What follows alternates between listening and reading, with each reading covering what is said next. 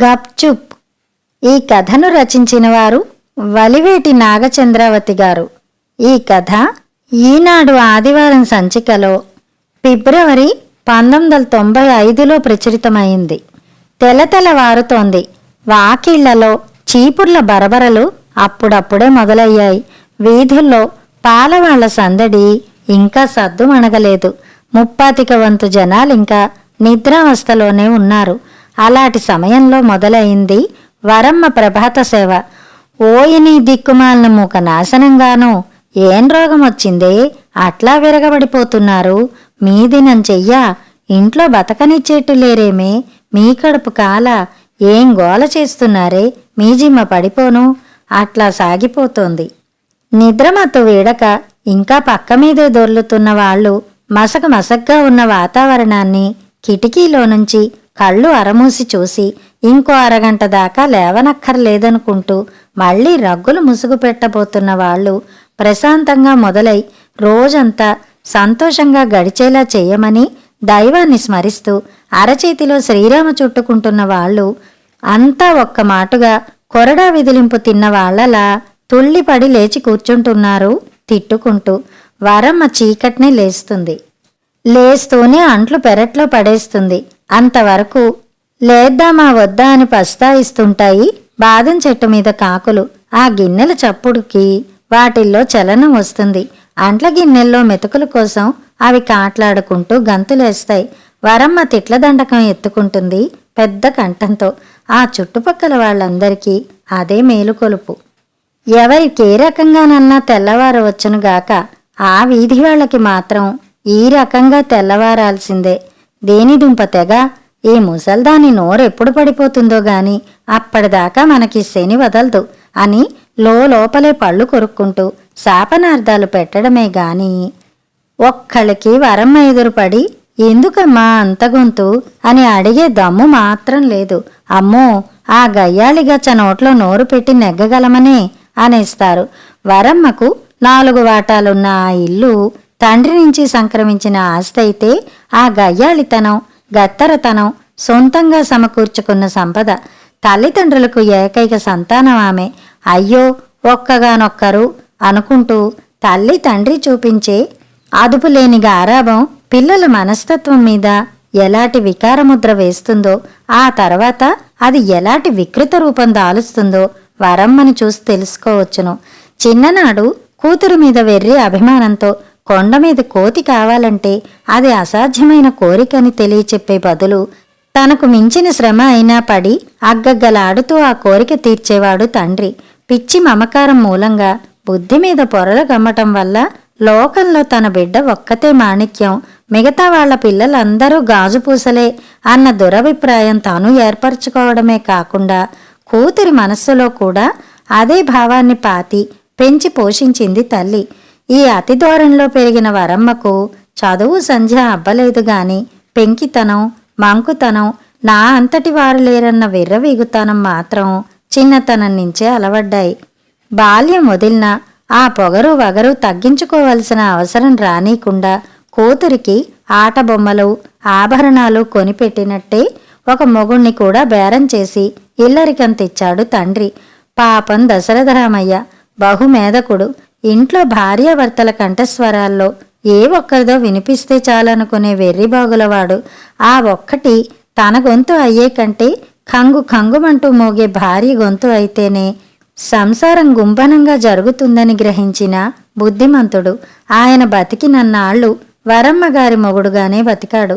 అలాగ నిరాటంకంగా సాగిపోయిన ఆవిడ ఏకఛత్రాధిపత్యం కోడళ్ల గృహప్రవేశంతో భంగం కలిగే సూచనలు కనిపించాయి. ఏ మాట కామాటే చెప్పుకోవాలి.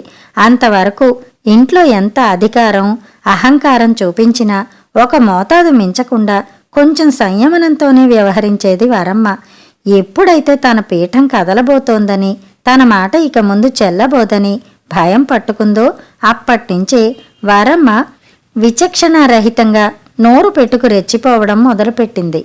ముళ్ల పొదలతో మోదినట్టు కురుస్తున్న అత్తగారి పరుష వాక్య వర్షధాటికి తట్టుకోలేక కోడళ్లు చేతులు పైకెత్తేశారు. తన విజయానికి కారణమైన సాధనం నోరు పెట్టుకు నెగ్గుకు రావడం అనే ఆ ఫార్ములా అంటే ఆవిడికి చాలా మక్కువ ఏర్పడిపోయింది. దరిమిలా దాన్ని ఒక కళగా, సొంత బాణీలో హాబీగా చాలా అభివృద్ధి చేసుకున్నదావిడ.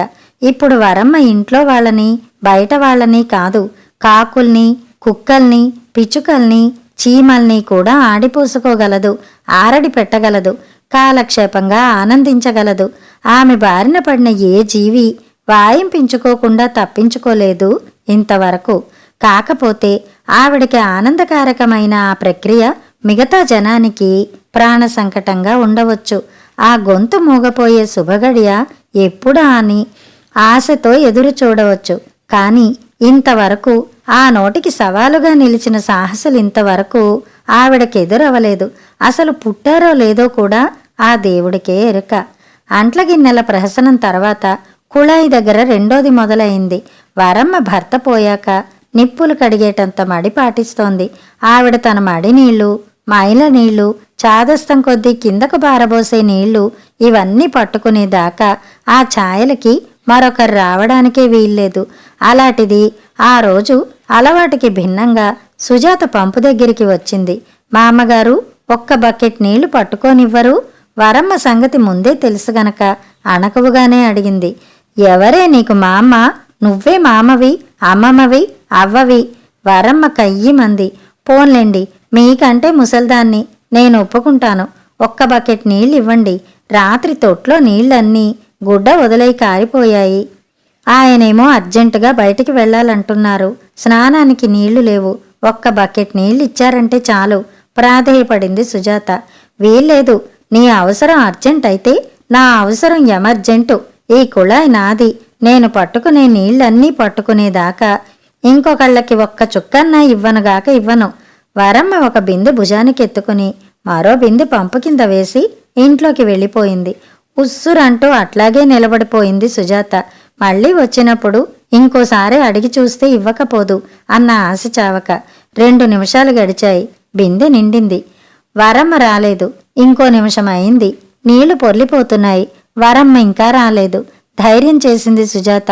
ఆ బిందె పక్కకి లాగి తన బకెట్ పంపు కింద పడేసింది. అప్పుడొచ్చింది వరమ్మ.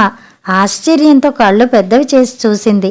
దర్జాగా పంపు కింద ఉండాల్సిన తన బిందె అవుటైన ఆటగాడిలా పక్కనుంది.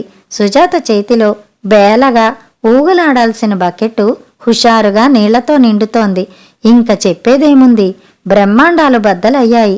మూడో కన్నొక్కటే తక్కువగా విలయకాలంలో రుద్రుడిలా చిందులు వేస్తూ బకెట్ విసిరేసింది వరమ్మ. ఊసి నీ ధైర్యం కూలిపోనేవు. నా బిందె ముట్టుకోవడానికి నీకెన్ని గుండెలేవు. నీ చేతులు ఇరిగిపోనేవు. నిన్నగాక మొన్నొచ్చావు. నీకింత తలపొగరేమిటేవు. నిన్ను తగలేస్తానేవు, నిన్ను పాతేస్తానేవు, నిన్ను మారణం చేస్తానేవు అంటూ సహస్రం విప్పేసింది. క్షణం దిక్కుతోచనట్టు బిక్కచచ్చి నిలబడింది సుజాత. ఆ తిట్లు వినే కొద్దీ ఏనుగు తొండంతో బాదుతున్నట్టు దిమ్మెక్కిపోతోంది తల. అంతే, బకెట్టు మాటే మరిచిపోయి తన వాటాలోకి పరిగెత్తింది. తలుపులు వేసేసుకుంది. చెవులు మూసేసుకుంది. అయినా బోలుగా ఉన్న గోడని తొలిచి లోనకు దూరే కన్నపు దొంగల ఆ శబ్ద కాలుష్యం ఎలాగో సందు చేసుకుని ఆమె కర్ణభేరిని కంపింపచేస్తూనే ఉంది. పాపం సుజాత వయసెంతని? నిండా 20 ఏళ్లు లేవు. పెళ్ళయి ఇంకా ఏడాది కాలేదు. ఈ ఇంట్లో కాపురం పెట్టి నెల దాటలేదు. ఈ కాస్త పరిధిలో ఆమె సంపాదించిన లోకానుభవం ఏపాటిదని?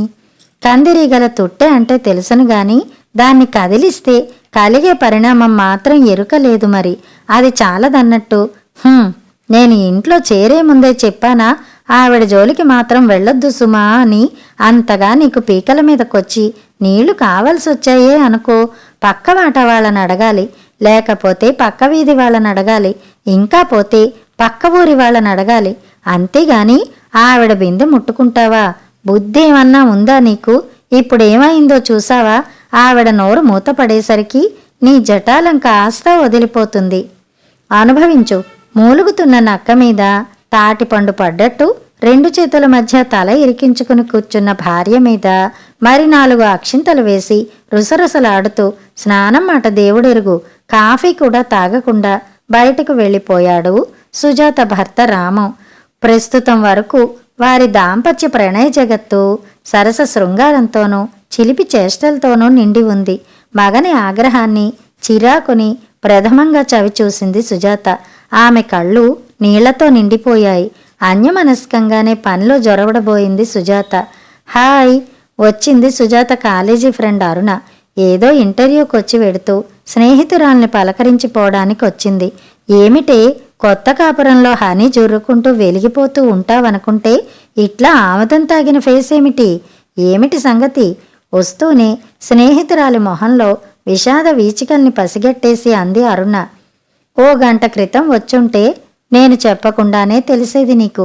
ఇంట్లోకి రాకుండా వెనక్కి పరిగెత్తేదానివి అంటూ తమ ఇంటావిడ ప్రతాపాన్ని వివరించి, లాభం లేదు, మళ్ళా ఆవిడ ఎదుట పడాలంటేనే భయమేస్తోంది. ఆయన్ని బతిమాలన్నా ఇల్లు మారాలి నిట్టూర్చింది సుజాత. ఛట్, ఓడిపోయి శత్రువుకి వెన్ను చూపిస్తావు? షేమ్ షేమ్, సిగ్గు సిగ్గు అరిచినంత పనిచేసింది అరుణ. ఏం చెయ్యమంటావు? నన్ను ఆవిడతో పాటు అరవమంటావా? అట్లా అరిచినా నెగ్గగలననే నమ్మకం లేదు. అలా వేదికెక్కే సిగ్గుమాలిన తనమూ లేదు. అదే తెలివి తక్కువంటే. నిన్ను ఆవిడతో దెబ్బలాడమని ఎవరన్నారు? ఉపాయం లేని వాళ్ళని ఊళ్ళోంచి వెళ్ళగొట్టమన్నారందుకే. ఆవిడ్ని పడగొట్టే ట్రిక్కు ఆలోచించవే పిచ్చిమొహమా.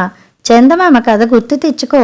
ఇట్లాంటి గయ్యాళ్ళి మదమణచడానికి ఆ ఊరొచ్చిన కొత్త కోడలేమి చేసిందో తెలుసునా? ఊరి చెరువు మధ్యన పడవ నిలిపి దానిమీద చీపురు చేత్తో పుచ్చుకు నించుందట.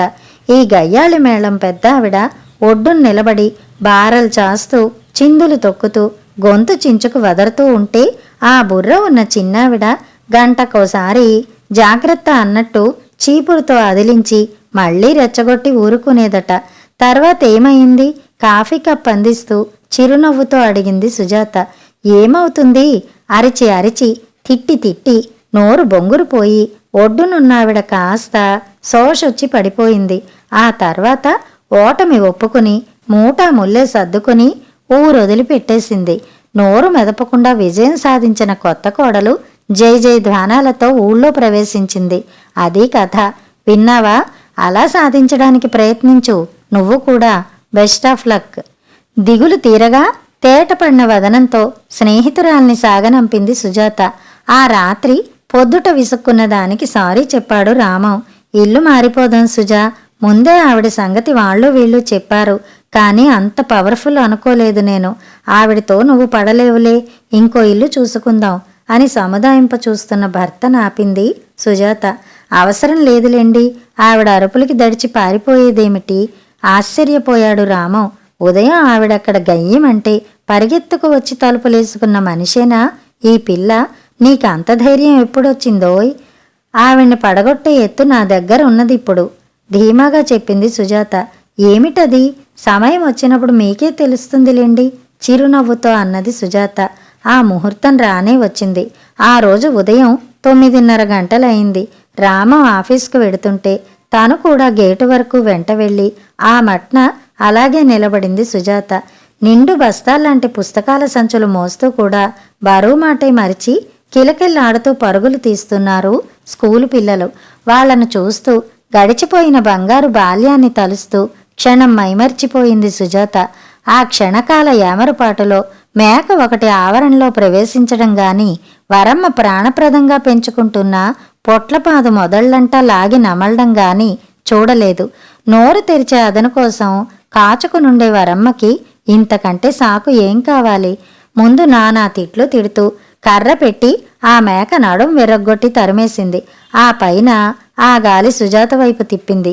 బడితెలా నిలబడి దాన్ని లోపలికి రానిచ్చావటే, పచ్చని పాదంతా పొట్టన పెట్టేసుకుంటుంటే మిడిగుడ్లేసుకు చూస్తున్నావటే, నీ కళ్ళకి పసికర్లు రాను, ఒక్క అరుపరిస్తే నీ నాలుక తెగిపోతుందటే, నీ నోరు పడిపోను.